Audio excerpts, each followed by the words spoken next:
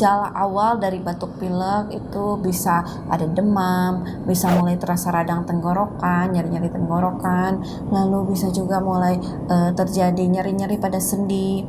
Nah, itu biasanya gejala awal seperti itu. Namun, kenapa anak-anak lebih mudah terjadi untuk batuk pilek? Karena anak-anak itu daya tahan tubuhnya memang belum optimal, ya. Istilahnya kalau anak-anak jarang menularkan penyakit, tapi dewasa ke anak-anak itu lebih sering. Nah, yang terjadi sering orang tua datang bersama anaknya, yang biasanya kena batuk pilek duluan anaknya. Orang tuanya bilang ketepaan sama anaknya. Nah, itu padahal adalah hal yang tidak benar.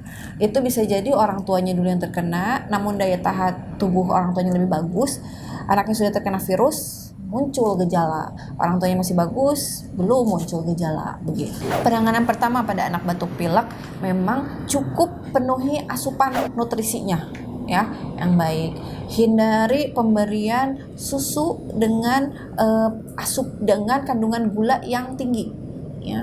Jadi kenapa susu itu, padahal susu bagus ya, banyak kandungan gizinya. Namun susu dengan kandungan gula yang tinggi itu malah semakin membuat peradangan pada tenggorokan. Jadi kalau anak batuk jangan malah dikasih susu, stop dulu susunya, udah minum aja air putih. Nah, tapi air putihnya juga jangan yang hangat sebaiknya. Berikan air yang biasa, karena bila hangat atau cenderung panas akan semakin memberikan perlukaan pada tenggorokannya. Nah, lalu pada batuk pilek kebanyakan penyebabnya virus. Virus itu dia pergi kalau daya tahan tubuh bagus. Agar daya tahan tubuh bagus, maka asupan terutama dari buah-buahan itu menjadi lebih utama. Jadi tolong lebih banyak dikasih buah boleh.